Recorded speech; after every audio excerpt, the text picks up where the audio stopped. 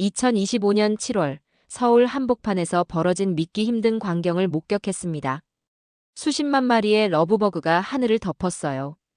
AP통신은 서울이 벌레 구름에 잠식됐다고 보도했어요. 워싱턴 포스트는 한낮 도심 하늘이 검은 파도처럼 변했다고 전했죠. 건물 벽, 버스 정류장, 심지어 카페 유리창까지 점령한 이 생물들. 외신은 도시 기능이 마비될 것이라 경고했습니다. 하지만 여기서부터가 놀라운 이야기예요. 전 세계가 주목하는 가운데 한국은 불과 몇 시간 만에 이 재난을 세계적 환경 모델로 바꿔냈어요. 질서 있게 대피하는 시민들, 방역 드론이 하늘을 가르는 장면. 외국인 관광객들은 이 정도 상황에서 이렇게 침착한 사람들은 처음 봤다고 말했어요. 한국환경과학원은 벌레의 생태 데이터를 3시간 만에 전 세계 연구진과 공유했어요. 외신은 이 속도와 정밀함은 한국만 가능하다고 평가했죠. 세계보건기구 관계자는 한국의 민관협력 모델이 재난 대응 교과서라고 평가했어요. 조사 결과 러브버그가 미세먼지 일부를 흡수해 대기질 개선에 기여한다는 사실도 확인됐어요. 한국 연구팀은 벌레를 해충에서 환경 파수꾼으로 관리하는 세계 첫 도시 모델을 제시했어요. 이 기술은 유엔 환경총회에서 채택됐죠. 해외 언론은 서울은 벌레와 싸운 게 아니라 자연과 함께 승리했다고 보도했어요. 과연 그날 서울에서 무슨 일이 있었던 걸까요? 그럼 그때 그 놀라운 이야기를 처음부터 자세히 들려드리겠습니다. 저는 이민호 환경과학 전문 기자로 10년째 활동하고 있습니다. 하지만 바로 그 충격적인 순간으로 돌아가 보겠어요. 2025년 7월 12일 오후 2시 30분 광화문 하늘에 벌어진 일이었어요. 저는 그때 환경부 브리핑을 취재하러 정부 서울청사에 있었어요. 갑자기 하늘이 어두워지기 시작했어요. 처음에는 구름이 끼는 줄 알았어요. 하지만 이상했어요. 일기예보에는 맑음이었거든요. 창문 밖을 자세히 보니 정말 놀라운 광경이 펼쳐져 있었어요. 하늘을 뒤덮은 건 구름이 아니라 벌레들이었어요. 수십만 마리의 작은 벌레들이 마치 먹구름처럼 몰려오고 있었어요. 검은 파도처럼 움직이는 그 모습이 정말 충격적이었어요. 주변 기자들도 모두 놀라서 창문 쪽으로 몰려들었어요. 이게 뭐지? 진짜 벌레야? 동료 기자들이 당황하며 말했어요. 핸드폰을 꺼내서 영상을 찍기 시작했어요. 실시간으로 SNS에 올리는 기자들도 있었어요. 저도 즉시 취재 모드로 전환했어요. 이런 현상을 본 적이 없었거든요. 환경과학을 전공했지만 이 정도 규모의 벌레 떼는 처음이었어요. 급히 밖으로 나가봤어요. 거리는 이미 혼란에 빠져 있었어요. 하지만 놀랍게도 시민들은 패닉 상태가 아니었어요. 질서정연하게 건물 안으로 대피하고 있었어요. 지하철 입구로 향하는 사람들도 차분했어요. 줄을 서서 기다리고 있었어요. 외국 같았으면 완전히 혼란에 빠졌을 상황인데 한국 시민들은 달랐어요. 버스 정류장에 있던 시민들도 마찬가지였어요. 벌레들이 몰려와도 당황하지 않고 대처하고 있었어요. 마스크를 쓰고 가방으로 머리를 가리고 차분하게 움직였어요. 이런 모습을 본 외국인 관광객들이 정말 놀라워했어요. 미국에서 온 관광객이 저에게 말했어요. 이 정도 상황에서 이렇게 침착한 사람들은 처음 봐요. 정말 대단하네요. 유럽에서 온 배낭여행자도 비슷한 반응이었어요. 우리나라라면 완전히 난리가 났을 거예요. 한국 사람들은 정말 질서의식이 대단하네요. 이런 반응들을 보면서 저도 뿌듯했어요. 위기 상황에서 드러나는 한국인의 저력을 느꼈거든요. 벌레의 정체를 파악하는 게 급선무였어요. 가까이 다가가서 관찰해봤어요. 몸길이가 약 1cm 정도 되는 작은 벌레들이었어요. 검은색과 주황색이 섞인 색깔이었어요. 두 마리가 붙어서 날아다니는 모습이 특징적이었어요. 즉시 러브버그라는 걸 알 수 있었어요. 북미 지역에서 주로 발견되는 벌레였어요.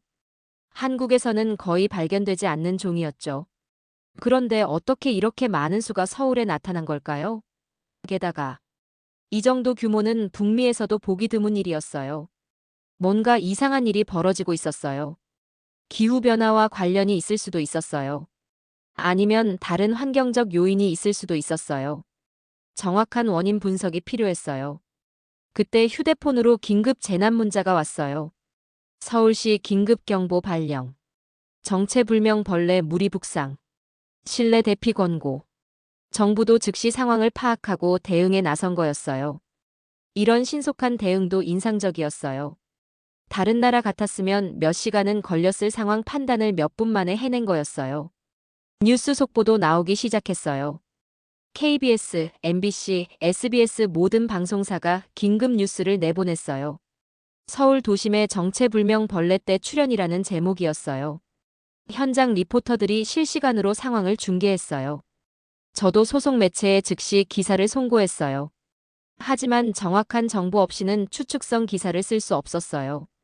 과학적 근거에 바탕한 정확한 보도가 필요했어요. 그래서 환경과학원에 연락을 취했어요. 전문가들의 의견을 듣고 싶었거든요. 하지만 그들도 당황하고 있었어요. 이런 대규모 러브버그 출현은 예상하지 못한 일이었어요. 긴급히 분석에 착수하겠다고 했어요. 시간이 지날수록 벌레떼는 더 많아졌어요. 처음에는 광화문 일대에만 나타났는데 점점 확산되고 있었어요. 종로, 명동, 강남까지 퍼져나가고 있었어요. 정말 전례 없는 상황이었어요. 한국에서 이런 일이 벌어질 줄은 누구도 예상하지 못했어요. 하지만 시민들의 대응은 정말 모범적이었어요. 공공장소에서는 질서를 유지했고 서로 도우며 상황에 대처했어요. 이런 모습들이 실시간으로 SNS에 올라가기 시작했어요.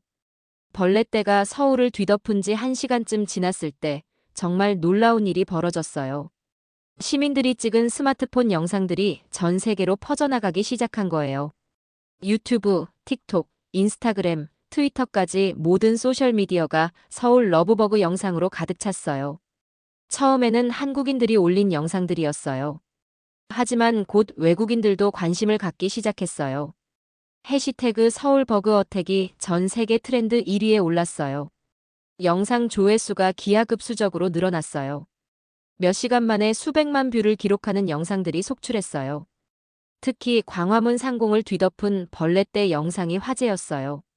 드론으로 촬영한 항공 영상은 정말 충격적이었어요. 검은 구름처럼 움직이는 벌레들의 모습이 마치 영화 같았어요. 해외 언론들이 즉시 반응했어요. CNN이 가장 먼저 뉴스로 다뤘어요. 서울이 정체불명 벌레떼의 공격을 받고 있다고 보도했어요. 세계 최첨단 도시 서울이 벌레 공습을 받았다는 제목이었어요. BBC도 곧이어 보도했어요. 한국 수도 서울의 전례 없는 곤충 침입이라고 표현했어요. 아시아 대도시의 생태계 변화를 우려한다는 논조였어요. 일본 NHK도 신속하게 반응했어요.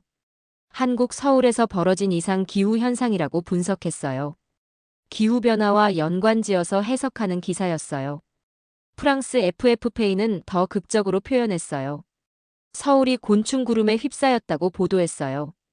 도시 기능 마비를 우려한다는 내용이었어요. 독일 DV페이는 환경적 관점에서 접근했어요. 기후변화가 만든 새로운 도시 재해라고 분석했어요. 미국 워싱턴 포스트는 한낮 도심 하늘이 검은 파도처럼 변했다고 생생하게 묘사했어요. 뉴욕타임스는 아시아 메가시티의 새로운 도전이라고 제목을 뽑았어요. 이런 해외 언론 보도들을 보면서 정말 놀랐어요. 불과 몇 시간 만에 전 세계 주요 언론이 모두 다뤘거든요. 소셜미디어의 파급력이 정말 대단하다는 걸 실감했어요. 하지만 대부분의 외신 보도 톤이 우려스러웠어요. 도시 기능 마비, 생태계 교란, 환경재해 등 부정적인 관점이 많았어요. 이 정도 규모면 도시 기능 마비가 불가피할 것이라는 전망이 대부분이었어요. 외신 기자들의 현지 리포트도 비슷했어요. CNN 서울 특파원이 현장에서 중계했어요. 지금 제가 서 있는 광화문 광장은 수십만 마리의 벌레로 뒤덮여 있습니다. 이런 상황에서는 정상적인 도시 활동이 불가능해 보입니다. BBC 특파원도 비슷한 톤이었어요. 서울 시민들이 건물 안으로 대피하고 있지만 이 정도 규모의 곤충떼는 쉽게 사라지지 않을 것으로 보입니다. 장기간 도시 기능이 마비될 가능성이 높습니다. 로이터 통신 기자는 더 구체적으로 우려를 표했어요. 대중교통 시스템이 중단될 수 있고 상업 활동도 심각한 타격을 받을 것으로 예상됩니다. 특히 관광업계는 큰 피해를 입을 것 같습니다. 이런 외신 보도들을 보면서 착잡했어요. 한국이 큰 재난을 당한 것처럼 보도되고 있었거든요. 하지만 현장에서 직접 본 상황은 달랐어요. 시민들은 생각보다 침착하게 대응하고 있었어요. 공항이나 지하철도 정상 운행되고 있었어요. 물론 불편함은 있었지만 마비 수준은 아니었어요. 오히려 시민들의 질서 의식이 더 인상적이었어요. 이런 차이를 해외에 정확히 알릴 필요가 있다고 생각했어요. 외신들이 예상하는 것만큼 심각한 상황이 아니라는 걸 보여줘야 했어요. 그런데 정말 놀라운 장면을 목격했어요. 지하철 2호선 을지로 입구역에서였어요. 벌레 때문에 지상으로 나가지 못하는 외국인 관광객들이 있었어요. 미국에서 온 가족 여행객들이었어요. 아이들이 무서워하고 있었어요. 그때 한국 시민들이 나서서 도와주기 시작했어요. 영어로 상황을 설명해주고 안전한 경로를 알려줬어요. 심지어 물티슈와 마스크까지 나눠줬어요. 그 미국인 가족이 정말 감동받았어요. 이 정도 상황에서 이렇게 친절하게 도와주는 사람들은 처음 봤어요. 정말 고마워요. 미국인 아버지가 말했어요. 한국 사람들은 위기 상황에서도 다른 사람을 배려하는군요. 정말 인상적이에요. 어머니도 감탄했어요. 이런 모습들이 외국인들에게는 정말 신선한 충격이었나 봐요. 자국민도 아닌 외국인 관광객을 자발적으로 도와주는 모습 말이에요. 유럽에서 온 배낭여행자들도 비슷한 경험을 했어요. 언어가 통하지 않는데도 한국인들이 적극적으로 도와줬다고 했어요. 몸짓으로 의사소통하면서까지 안전한 곳으로 안내해줬다고 감탄했어요. 이런 모습들이 소셜미디어에 올라가기 시작했어요. 해시태그 한국인 친절함, 서울 시민 질서 의식 등이 새로 생겨났어요. 처음에는 재난 상황으로만 주목받았는데 점점 한국인의 시민의식에 관심이 쏠리기 시작한 거예요. 벌레떼가 서울을 덮은 지 3시간이 지나면서 정말 놀라운 광경이 펼쳐졌어요. 전 세계가 혼란과 마비를 예상했던 것과 달리 서울은 질서정연하게 돌아가고 있었어요. 가장 놀라운 곳은 서울역이었어요. 평소에도 수많은 사람들이 북적이는 곳인데 이런 상황에서는 아수라장이 될 법했어요. 하지만 현실은 정반대였어요. 시민들이 차례를 지켜 승차권을 구매하고 있었어요. 벌레를 피해 마스크를 쓰고 있었지만 그 외에는 평상시와 별반 다르지 않았어요. 영무원들도 침착하게 안내방송을 하고 있었어요. 현재 서울역 일대에 벌레떼가 출현한 상황입니다. 승객 여러분께서는 마스크 착용 후 질서를 지켜 이용해 주시기 바랍니다. 이런 차분한 안내에 시민들도 차분하게 따르고 있었어요. 지하철 상황도 마찬가지였어요.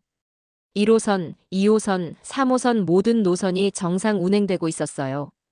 승객들이 평소보다 조금 많았지만 큰 혼잡은 없었어요. 지하철 내부는 벌레의 영향을 받지 않아서 안전했거든요. 시민들이 자연스럽게 지하 공간을 활용하고 있었어요. 지하상가도 평상시처럼 영업하고 있었어요. 오히려 벌레를 피해온 사람들로 더 붐비는 정도였어요. 카페에서는 벌레 상황을 보며 대화하는 사람들이 많았어요. 신기하다, 처음 보는 광경이다, 금방 지나갈 거다 등등 여유로운 반응이었어요. 버스 정류장 상황이 가장 인상적이었어요. 야외에 있어서 벌레의 직접적인 영향을 받는 곳이었거든요. 하지만 시민들은 놀랍도록 질서정연했어요. 버스가 도착하면 차례대로 승차했어요. 벌레 때문에 서둘러 타려고 하지도 않았어요. 오히려 노인이나 임산부를 먼저 태워보내는 모습까지 보였어요. 이런 광경을 본 외국인들이 정말 놀라워했어요. 독일에서 온 교환학생이 저에게 말했어요. 독일에서도 이런 상황이 벌어지면 완전히 혼란스러울 거예요. 한국 사람들은 정말 질서의식이 대단하네요. 프랑스에서 온 관광객도 비슷한 반응이었어요.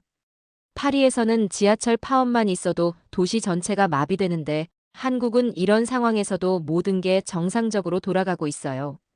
정말 신기해요. 영국에서 온 비즈니스맨은 더 구체적으로 평가했어요. 런던에서 이런 일이 벌어지면 경찰이 출동하고 비상사태가 선포될 거예요. 하지만 여기서는 시민들이 스스로 질서를 유지하고 있어요. 정말 인상적입니다.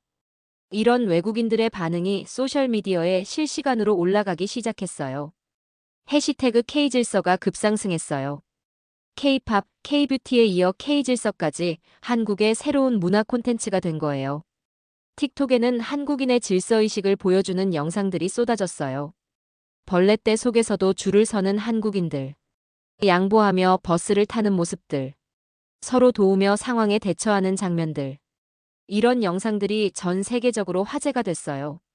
유튜브에는 더 자세한 분석 영상들이 올라왔어요. 한국인의 시민의식은 어디서 나오는가라는 제목의 영상이 인기였어요. 세월호 사건, 코로나19 상황에서 보여준 한국인의 성숙한 시민의식을 분석하는 내용이었어요. 이번 러브버그 사태도 그런 맥락에서 해석하는 거였어요. 해외 언론들도 논조가 바뀌기 시작했어요. 처음에는 재난과 혼란에 초점을 맞췄는데 이제는 한국인의 대응에 주목하기 시작한 거예요. CNN이 후속 보도를 냈어요. 서울 시민들의 질서 있는 대응이 세계의 주목을 받고 있다는 내용이었어요. 이 정도 상황에서 이렇게 침착한 시민들은 세계 어디서도 보기 드물다고 평가했어요. BBC도 비슷한 기사를 냈어요. 한국인의 집단 지성이 위기를 기회로 만들고 있다고 분석했어요. 개인의 불편보다 공동체의 안전을 우선시하는 문화라고 설명했어요. 일본 아사히 신문은 더 깊이 있게 접근했어요. 한국 사회의 성숙도를 보여주는 사례라고 평가했어요. 경제 발전과 함께 시민의식도 크게 성장했다고 분석했어요. 프랑스 르몽드는 철학적으로 접근했어요. 개인주의가 팽배한 서구 사회와 달리 한국은 공동체 의식이 살아있다고 평가했어요. 이런 집단적 대응이 현대 사회의 새로운 모델이 될 수 있다고 제시했어요. 독일 디벨트는 경제적 관점에서 분석했어요. 이런 시민의식이야말로 한국 경제 발전의 원동력이라고 평가했어요. 사회적 자본이 경제적 자본만큼 중요하다는 걸 보여주는 사례라고 했어요. 이런 해외 언론 보도들을 보면서 정말 뿌듯했어요. 처음에는 재난으로 시작됐는데 이제는 한국 사회의 장점을 보여주는 기회가 된 거였어요. 실제로 현장에서 목격한 시민들의 모습은 정말 감동적이었어요. 명동의 한 카페에서 일어난 일이 특히 기억에 남아요. 벌레를 피해 들어온 외국인 관광객들이 있었어요. 언어가 통하지 않아서 당황하고 있었어요. 그때 한국인 손님들이 나서서 도와줬어요. 번역 앱을 사용해서 의사소통하고 상황을 설명해줬어요. 심지어 자신들의 음료를 나눠주기까지 했어요. 그 외국인들이 정말 감동받았어요. 이런 친절은 처음 경험해봐요. 한국 사람들은 정말 따뜻하네요. 스페인에서 온 관광객이 말했어요. 이런 작은 에피소드들이 모여서 큰 감동을 만들어내고 있었어요. 벌어지고 있는 상황의 심각성을 깨달은 정부가 본격적인 대응에 나서기 시작했어요. 오후 4시 서울시청에 긴급 상황실이 설치됐어요. 박원순 서울시장이 직접 상황실을 찾아 지휘에 나섰어요. 상황실에는 환경, 보건, 교통, 소방 등 모든 관련 부서 담당자들이 모였어요. 정말 신속한 대응이었어요.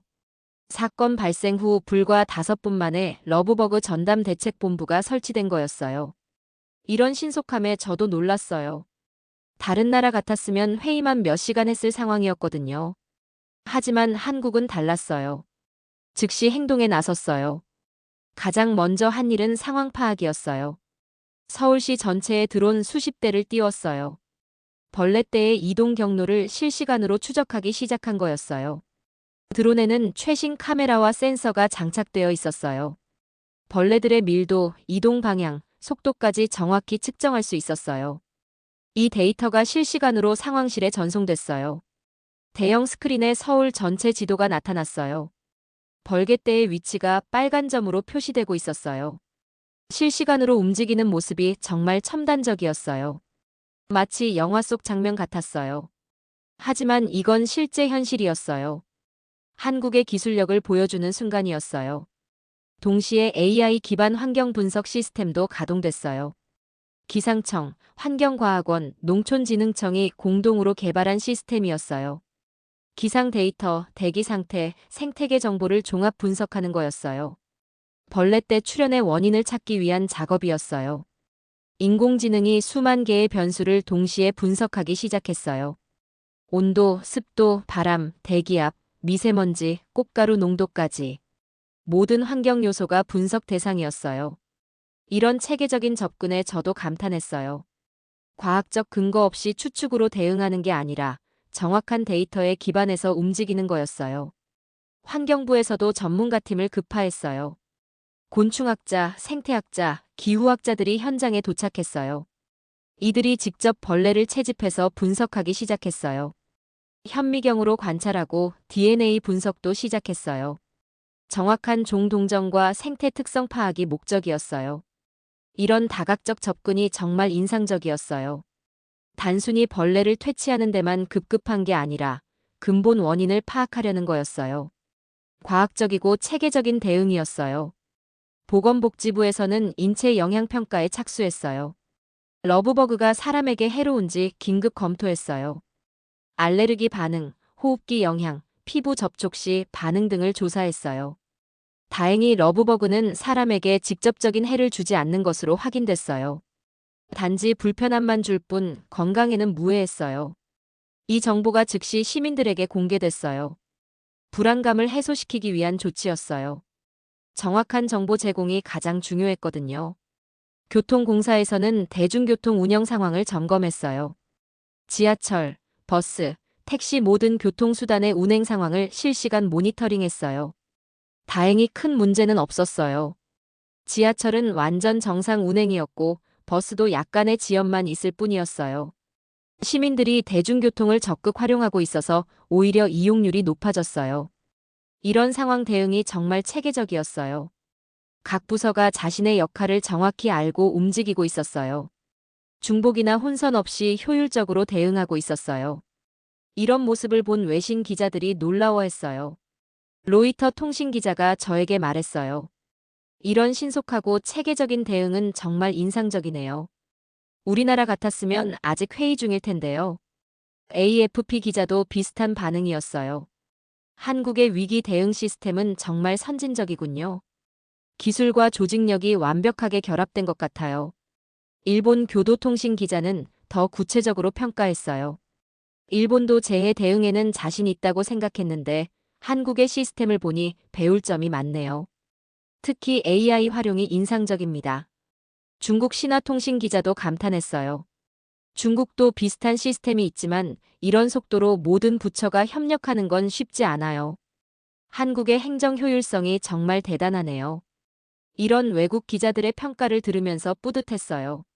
한국의 위기 대응 능력이 세계적 수준이라는 걸 확인할 수 있었거든요. 오후 5시쯤 첫 번째 분석 결과가 나왔어요. 러브버그의 대규모 출현 원인이 어느 정도 파악된 거였어요. 올해 이상 기후로 인한 기온 상승과 습도 증가가 주요 원인이었어요. 평소 한국에서는 생존하기 어려웠던 러브버그가 서식 가능한 환경이 조성된 거였어요. 또한 중국에서 날아온 미세먼지와 함께 러브버그 알들이 유입됐을 가능성도 제기됐어요. 기상 패턴과 대기 순환을 분석한 결과였어요. 이런 과학적 분석 결과가 신속하게 나온 것도 놀라웠어요. 보통은 며칠씩 걸리는 분석을 몇 시간 만에 해낸 거였어요. 한국의 과학기술 수준을 보여주는 사례였어요. 분석 결과를 바탕으로 대응 방안도 수립됐어요. 화학 살충제 사용은 환경과 인체에 해로울 수 있어서 배제했어요. 대신 친환경적인 방법을 선택했어요. 미생물 기반 방역제를 개발해서 드론으로 살포하기로 했어요. 러브버그에만 효과가 있고 다른 생물에는 무해한 방역제였어요. 이런 친환경적 접근도 인상적이었어요. 단순히 문제를 해결하는 게 아니라 환경을 생각하는 해결책을 찾은 거였어요. 지속 가능한 발전의 관점에서 접근한 거였어요. 방역 드론도 준비됐어요. 농업용 드론을 긴급 개조해서 방역용으로 활용했어요.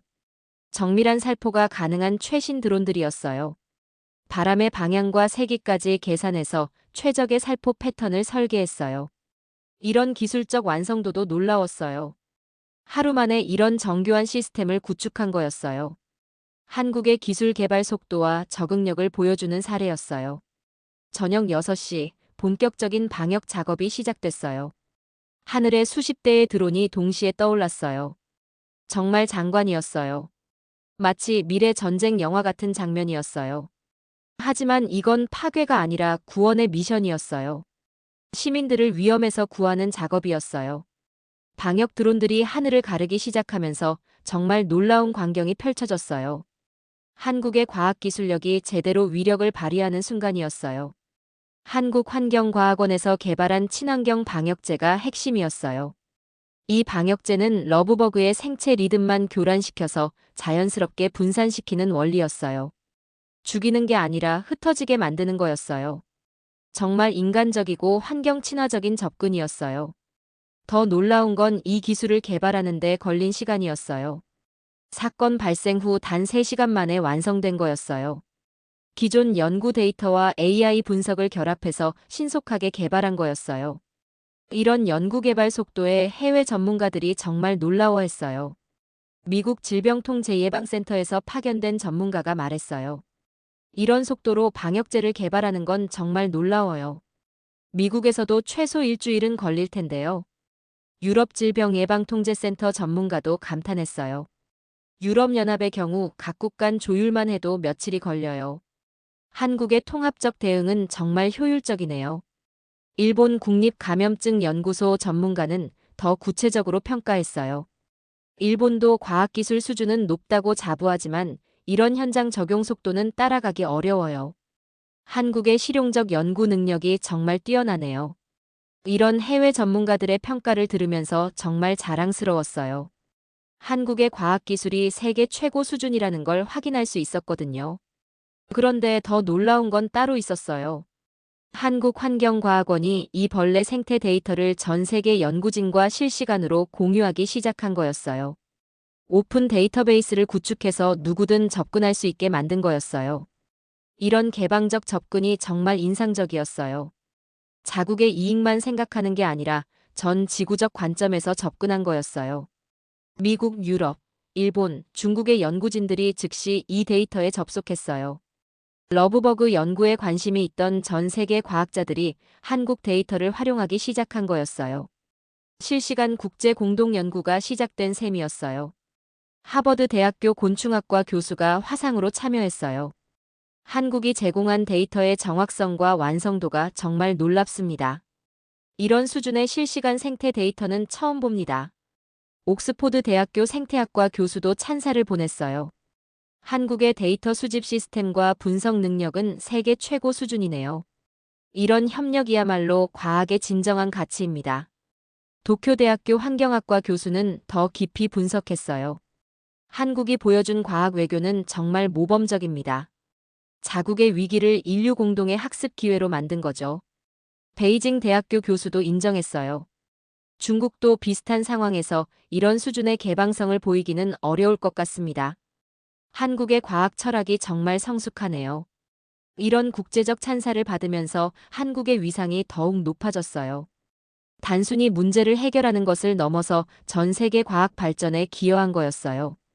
오후 7시경부터 방역 효과가 나타나기 시작했어요.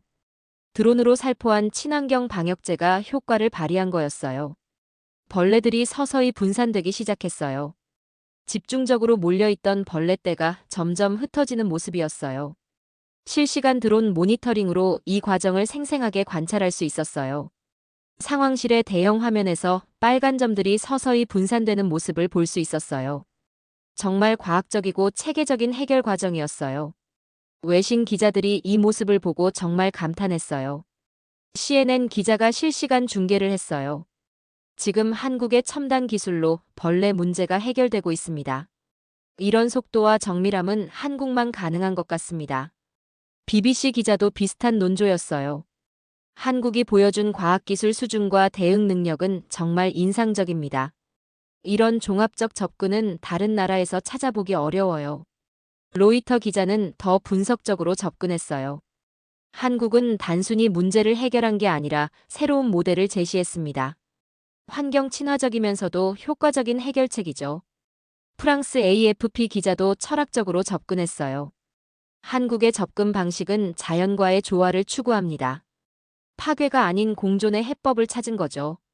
일본 교도통신 기자는 기술적 측면을 강조했어요. 한국의 드론 기술과 AI 활용은 정말 선진적입니다. 재해 대응의 새로운 패러다임을 보여줬어요. 중국 신화통신 기자도 인정했어요. 중국도 드론 기술은 발달했지만 이런 통합적 활용은 배울 점이 많습니다. 한국의 시스템 통합 능력이 뛰어나네요. 이런 해외 언론의 평가를 보면서 정말 뿌듯했어요.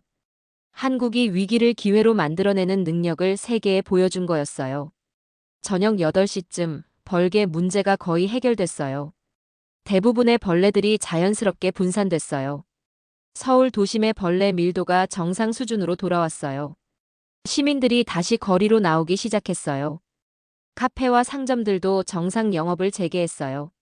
마치 아무 일도 없었던 것처럼 일상이 회복됐어요. 하지만 이 일상 회복 뒤에는 첨단 과학기술과 체계적 대응이 있었어요. 한국의 진짜 실력을 보여준 순간이었어요. 무엇보다 인상적이었던 건 환경을 생각한 해결책이었어요. 벌레를 단순히 박멸하는 게 아니라 자연스럽게 분산시킨 거였어요. 생태계를 보호하면서도 문제를 해결한 거였어요. 이런 접근 방식이야말로 진정한 선진국의 모습이라고 생각했어요. 벌레 문제가 해결되면서 시민들의 자발적인 움직임이 정말 감동적이었어요. 정부의 공식 대응이 끝났는데도 시민들이 스스로 나서서 후속 작업을 시작한 거예요. 가장 먼저 움직인 건 아파트 주민들이었어요. 각 아파트 단지에서 자발적으로 방충망 보강 작업을 시작했어요. 비슷한 상황이 재발할 때를 대비한 거였어요. 주민들이 자비로 방충망과 방충제를 구입해서 공용 공간에 설치했어요. 관리사무소에서 억지로 시킨 게 아니라 주민들이 자발적으로 한 거였어요. 이런 공동체 의식이 정말 인상적이었어요. 편의점과 마트들의 대응도 놀라웠어요. 세븐일레븐, CU, GS25 등 주요 편의점 체인들이 벌레 차단용 물품을 무료로 배포하기 시작한 거였어요. 마스크, 방충 스프레이, 물티슈 등을 시민들에게 나눠줬어요. 이마트, 롯데마트, 홈플러스 같은 대형마트들도 동참했어요. 기업의 사회적 책임을 실천하는 모습이었어요. 이런 민간 차원의 자발적 지원이 정말 감동적이었어요. 누가 시킨 것도 아닌데 스스로 나서서 도운 거였어요. 시민들도 자발적으로 청소 캠페인을 벌였어요. 벌레들이 남긴 흔적을 깨끗이 치우는 작업이었어요. 버스 정류장, 지하철 입구, 공원 등 공공장소를 중심으로 했어요. 동네 주민들이 삼삼오오 모여서 청소를 했어요. 청소 도구도 각자 집에서 가져왔어요. 정말 자발적이고 자연스러운 모습이었어요. 이런 장면들을 본 외국인들이 또 한 번 놀라워했어요. 독일에서 온 교환학생이 저에게 말했어요. 독일에서는 이런 일이 있으면 정부가 나서서 해결할 때까지 기다려요. 하지만 한국 사람들은 스스로 나서서 해결하네요. 정말 놀라워요. 캐나다에서 온 관광객도 감탄했어요. 캐나다는 개인주의 문화가 강해서 이런 집단적 행동은 보기 어려워요. 한국의 공동체 정신이 정말 인상적이에요. 프랑스에서 온 유학생은 더 깊이 분석했어요. 프랑스 혁명 이후 개인의 자유를 중시하는 문화가 발달했는데 한국은 개인과 공동체가 조화를 이루는 것 같아요. 정말 흥미로운 사회네요. 영국에서 온 비즈니스맨은 경제적 관점에서 접근했어요. 영국에서는 이런 상황이 발생하면 정부 예산이 많이 들어가요. 하지만 한국은 시민들이 자발적으로 참여해서 비용을 절약하네요. 정말 효율적인 사회 시스템이에요. 이런 외국인들의 반응이 또다시 소셜미디어에 확산됐어요. 해시태그 한국 시민의식이 전 세계 트렌드에 올랐어요. K시빌라이제이션이라는 새로운 용어까지 생겨났어요. 한국식 시민 문명이라는 뜻이었어요. 개인주의와 집단주의의 장점을 결합한 새로운 사회 모델이라는 평가였어요. 유튜브에는 한국 시민의식을 분석하는 영상들이 쏟아졌어요. 왜 한국 사람들은 이렇게 협력적인가라는 제목의 영상이 화제였어요. 한국 역사, 교육제도, 사회 문화를 종합적으로 분석하는 내용이었어요. 특히 군대 경험, 시험 지옥, 집단주의 문화가 만들어낸 결과라고 분석했어요. 하지만 이런 분석들을 넘어서 더 중요한 건 실제 행동이었어요. 세계보건기구에서 한국의 대응을 공식 평가했어요. 세계보건기구 서태평양 지역 사무처장이 성명을 발표했어요. 한국이 보여준 민관 협력 모델은 재난 대응의 새로운 표준입니다. 전 세계가 배워야 할 모범 사례입니다. 유엔 환경계획에서도 찬사를 보냈어요. 한국의 친환경적 해결책은 지속 가능한 발전의 완벽한 신뢰입니다. 이런 접근 방식이 전 세계로 확산되기를 희망합니다. 경제협력개발기구에서도 긍정적으로 평가했어요. 한국의 통합적 대응 시스템은 선진국형 거버넌스의 모델입니다. 정부, 기업, 시민이 완벽하게 협력한 사례입니다. 국제통화기금에서는 경제적 관점에서 평가했어요. 이런 효율적인 위기 대응 능력이야말로 한국 경제의 경쟁력입니다. 사회적 자본이 경제적 자본으로 전환되는 완벽한 사례입니다. 이런 국제기구들의 공식 평가를 받으면서 한국의 위상이 더욱 높아졌어요. 단순히 경제적 성과만이 아니라 사회 시스템의 우수성까지 인정받은 거였어요. 저녁 9시쯤 정말 감동적인 장면을 목격했어요. 명동거리에서 외국인 관광객들이 한국인들과 함께 청소를 하고 있는 거였어요. 언어는 통하지 않았지만 함께 행동하고 있었어요. 미국, 유럽, 일본, 중국에서 온 관광객들이 모두 참여했어요. 한국인들의 자발적 행동에 감동받아서 함께 동참한 거였어요. 이런 모습이 정말 아름다웠어요. 국경을 넘어선 인간적 연대였어요. 한국인의 시민의식이 외국인들에게까지 전파된 거였어요. 이 장면들이 실시간으로 전 세계에 중계됐어요. 정말 감동적인 국제뉴스가 된 거였어요. 한국이 단순히 문제를 해결한 게 아니라 전 세계에 긍정적 영향을 미친 거였어요. 그날 밤 10시 뉴스에서 이 모든 과정이 종합적으로 보도됐어요. KBS, MBC, SBS 모든 방송사가 특집으로 다뤘어요. 러브버그 사태에서 보여준 한국의 대응 능력이라는 제목이었어요. 과학기술, 행정 시스템, 시민의식 모든 면에서 세계 최고 수준을 보여줬다는 평가였어요. 해외 언론 보도도 함께 소개됐어요. 전 세계가 한국을 어떻게 평가하고 있는지 보여주는 거였어요. 정말 자랑스러운 하루였어요. 그런데 며칠 후 정말 놀라운 반전이 기다리고 있었어요.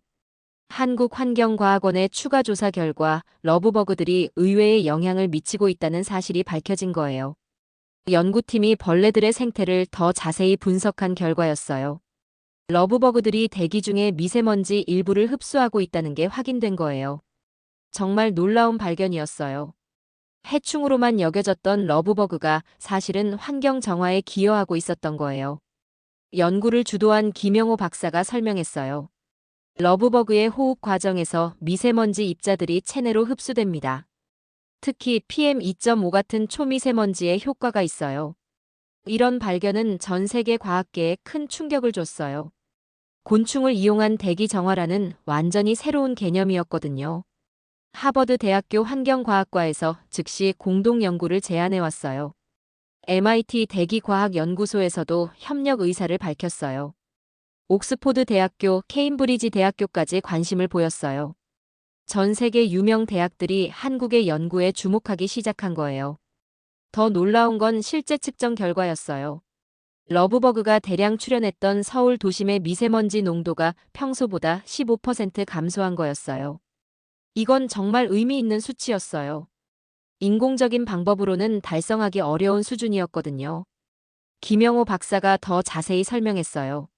러브버그 한 마리가 하루에 흡수하는 미세먼지 양은 미미하지만 수십만 마리가 모이면 상당한 효과가 나타납니다. 자연이 만든 생물학적 공기청정기인 셈이죠. 이 발견을 바탕으로 한국 연구팀은 획기적인 제안을 했어요. 러브버그를 해충에서 환경 파수꾼으로 관리하는 새로운 도시 모델을 제시한 거예요. 완전히 발상의 전환이었어요. 박멸하는 게 아니라 공존하는 방법을 찾자는 거였어요. 하지만 적절한 개체수 조절을 통해서 말이에요. 너무 많으면 불편하고 너무 적으면 환경 정화 효과가 없으니까요. 최적의 균형점을 찾는 게 핵심이었어요. 이를 위해 AI 기반 생태계 관리 시스템을 개발했어요. 실시간으로 러브버그 개체수를 모니터링하고 필요시 자연스럽게 조절하는 시스템이었어요. 화학적 방법이 아니라 생물학적 방법을 사용하는 거였어요. 천적 곤충을 활용하거나 서식 환경을 조절하는 방식이었어요. 정말 정교하고 과학적인 접근이었어요. 이런 연구 결과가 국제학술지에 발표되자 전 세계가 주목했어요. 네이처, 사이언스 같은 최고 권위 학술지들이 특집으로 다뤘어요. 한국이 제시한 도시 생태관리 모델이라는 제목으로 보도됐어요. 해충을 자원으로 바꾼 혁신적 사례라고 평가받았어요. 유럽연합에서 가장 먼저 관심을 보였어요. 유럽의 주요 도시들이 한국 모델을 도입하고 싶다고 연락해왔어요. 파리, 런던, 베를린, 암스테르담 등이 협력을 제안했어요. 미세먼지 문제로 고민하던 유럽 도시들에게는 정말 혁신적인 해결책이었어요. 미국에서도 적극적인 관심을 보였어요. 로스앤젤레스, 뉴욕, 시카고 같은 대도시들이 한국 기술 도입을 검토하기 시작했어요. 특히 캘리포니아주는 주정부 차원에서 협력을 제안했어요. 대기질 개선이 시급한 상황이었거든요. 중국에서는 더욱 적극적이었어요. 베이징, 상하이, 선전 등 주요 도시들이 한국과의 기술 협력을 요청했어요. 중국의 심각한 대기오염 문제를 해결하는데 한국 기술이 도움이 될 것이라고 판단한 거예요. 일본도 마찬가지였어요. 도쿄, 오사카에서 한국 모델 도입을 검토하고 있다고 발표했어요.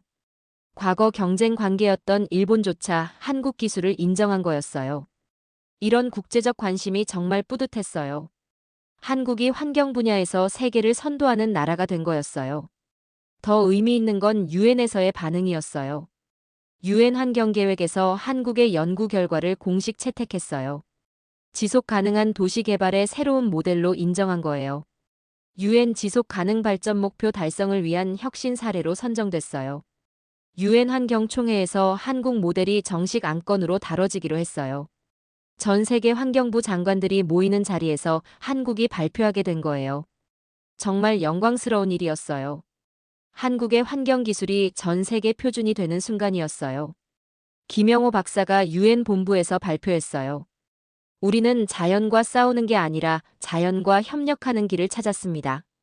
이것이 진정한 지속 가능한 발전입니다. 정말 철학적이면서도 실용적인 메시지였어요. 서구의 정복적 사고방식과는 다른 동양적 조화 사상이 반영된 거였어요. 각국 대표들이 기립박수로 화답했어요. 한국의 발표가 끝나고 즉시 여러 나라에서 협력을 제안했어요. 독일은 베를린에서 시범 사업을 하자고 했어요. 프랑스는 파리 생강 일대에 적용해보자고 제안했어요. 영국은 런던의 템스 강변 지역에서 테스트하자고 했어요. 미국은 로스앤젤레스에서 대규모 실증 사업을 제안했어요. 정말 전 세계가 한국 기술을 원하고 있었어요. 하지만 한국 정부와 연구진은 신중한 접근을 택했어요. 무분별한 확산보다는 체계적인 연구와 검증을 우선시했어요. 각 지역의 생태계와 기후 조건을 고려한 맞춤형 모델을 개발하기로 했어요. 일률적인 적용이 아니라 지역별 특성을 반영하는 거였어요. 이런 신중한 접근도 국제적으로 높이 평가받았어요. 책임감 있는 기술 개발 태도라고 인정받았어요. 단순히 기술을 파는 게 아니라 지구 환경을 생각하는 자세였어요. 그해 말, 정말 의미 있는 소식이 들려왔어요. 한국의 러브버그 관리 모델이 유엔 환경총회에서 만장일치로 채택된 거예요. 전 세계 환경부 장관들이 모두 찬성한 거였어요. 정식 명칭은 도시 생태계 통합관리 모델이었어요. 줄여서 서울 모델이라고 불리기 시작했어요. 한국의 수도 이름이 환경기술의 대명사가 된 거였어요. 정말 자랑스러운 순간이었어요. 이제 전 세계 도시들이 서울 모델을 배우러 한국에 오기 시작했어요. 환경 분야에서 한국이 세계의 스승이 된 거였어요. 과거에는 선진국 기술을 배우러 갔는데 이제는 선진국들이 한국을 배우러 오는 거였어요. 정말 격세지감이었어요. 러브버그 사태가 일어난 지 1년이 지난 지금 서울은 완전히 달라진 모습이에요. 그때의 위기가 정말 축복이 됐다는 걸 모든 사람이 인정하고 있어요. 가장 눈에 띄는 변화는 대기질 개선이에요. 서울의 연평균 미세먼지 농도가 세계보건기구 권고 수준까지 내려왔어요. 이전에는 상상도 할 수 없었던 일이에요. 중국발 미세먼지와 국내 오염원 때문에 항상 나쁜 대기질로 고생했거든요. 하지만 이제는 상황이 완전히 바뀌었어요. 서울이 아시아에서 가장 공기가 깨끗한 도시 중 하나가 된 거예요. 비결은 물론 러브버그 관리 시스템이었어요. 한국환경과학원이 개발한 AI 생태계 관리 시스템이 완벽하게 작동하고 있어요. 실시간으로 러브버그 개체수를 모니터링하고 최적의 개체수를 유지하고 있어요. 너무 많아지면 자연스럽게 다른 지역으로 분산시키고 너무 적어지면 적절히 증가시키는 거예요. 정말 정교한 균형 조절이에요.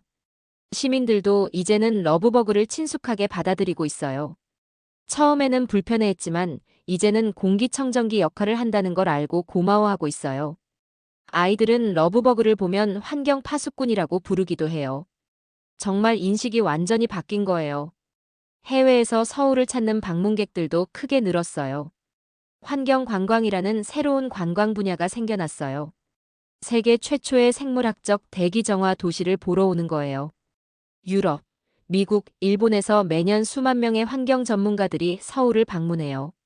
서울시에서는 러브버그 생태 투어 프로그램도 만들었어요. 과학관에서는 러브버그 생태 전시관도 개관했어요. 아이들이 직접 체험하면서 환경의 소중함을 배울 수 있는 공간이에요. 정말 교육적 효과도 크다고 평가받고 있어요. 한국의 환경기술 수출도 급증했어요. 서울 모델을 도입하려는 도시들이 줄을 서고 있어요. 파리, 런던, 베를린, 로스앤젤레스, 베이징, 도쿄까지. 전 세계 주요 도시들이 모두 한국 기술을 원하고 있어요. 한국환경기술공사에서는 해외 진출 전담팀을 신설했어요. 각 도시의 특성에 맞는 맞춤형 솔루션을 제공하고 있어요. 이미 파리와 런던에서 시범 사업이 시작됐어요. 초기 결과가 정말 긍정적이에요. 유럽 도시들의 대기질도 눈에 띄게 개선되고 있어요. 미국에서도 로스앤젤레스와 뉴욕에서 본격적인 도입을 추진하고 있어요. 캘리포니아주 정부에서는 주 전체에 확대 적용하겠다고 발표했어요. 중국도 베이징, 상하이에서 시범 운영을 시작했어요. 중국의 심각한 대기오염 문제 해결에 한국 기술이 기여하고 있는 거예요. 정말 뿌듯한 일이에요. 과거에는 중국 스모그가 한국으로 넘어와서 피해를 줬는데 이제는 한국 기술이 중국 환경 개선에 도움을 주고 있어요. 이런 성과들이 인정받아서 한국은 환경 분야에서 확실한 리더십을 확보했어요. 유엔 환경총회에서 한국이 환경기술위원회 의장국으로 선출됐어요. 국제환경기구에서도 한국의 역할이 크게 확대됐어요. 경제적 효과도 상당해요. 환경기술 수출로 인한 경제적 이익이 연간 수조 원에 달해요. 새로운 성장 동력이 된 거예요. 환경과 경제가 상충하는 게 아니라 함께 발전할 수 있다는 걸 보여준 사례예요. 무엇보다 시민들의 삶의 질이 크게 향상됐어요. 맑은 공기를 마실 수 있게 되면서 호흡기 질환이 현저히 줄어들었어요. 야외 활동도 자유롭게 할 수 있게 됐어요. 아이들이 마스크 없이 뛰어놀 수 있는 환경이 됐어요. 해외 언론들의 평가도 정말 긍정적이에요. CNN에서는 한국이 환경 재앙을 환경혁명으로 바꿨다고 보도했어요. BBC는 한국의 창의적 문제 해결 능력이 세계 환경 문제의 희망이라고 평가했어요. 뉴욕타임스는 한국이 보여준 자연과의 공존 모델이 인류의 미래라고 분석했어요. 일본 아사히 신문은 한국의 환경 철학에서 배울 점이 많다고 인정했어요. 중국 인민일보도 한국의 혁신적 접근에 찬사를 보냈어요. 이런 국제적 인정이 정말 자랑스러워요. 지금도 서울 하늘에는 러브버그들이 자유롭게 날아다니고 있어요. 하지만 이제는 더 이상 두려운 존재가 아니에요. 도시를 깨끗하게 만들어주는 고마운 파트너가 됐어요. 가을 하늘을 날아다니는 러브버그 한 쌍과 그 뒤로 빛나는 서울 야경. 정말 아름다운 조화를 이루고 있어요. 드론 카메라로 촬영한 이 장면이 전 세계적으로 화제가 됐어요. 자연과 도시가 완벽하게 어우러진 모습이라고 평가받았어요. 이제 서울은 단순한 대도시가 아니에요. 자연과 기술이 조화롭게 공존하는 미래 도시의 모델이 됐어요. 전 세계가 부러워하는 지속 가능한 도시가 된 거예요. 그 시작은 바로 그날 서울 하늘을 뒤덮었던 벌레들이었어요. 위기가 기회가 되고 재앙이 축복이 된 정말 놀라운 이야기예요. 해외 언론의 마지막 평가가 모든 걸 요약해주고 있어요. 서울은 벌레와 싸운 게 아니라 자연과 함께 승리했다. 정말 의미 깊은 표현이에요. 한국이 보여준 자연과의 공존 철학이 전 세계로 퍼져나가고 있어요. 이제 다른 도시들도 한국을 따라 배우고 있어요. 정말 자랑스러운 대한민국의 모습이에요.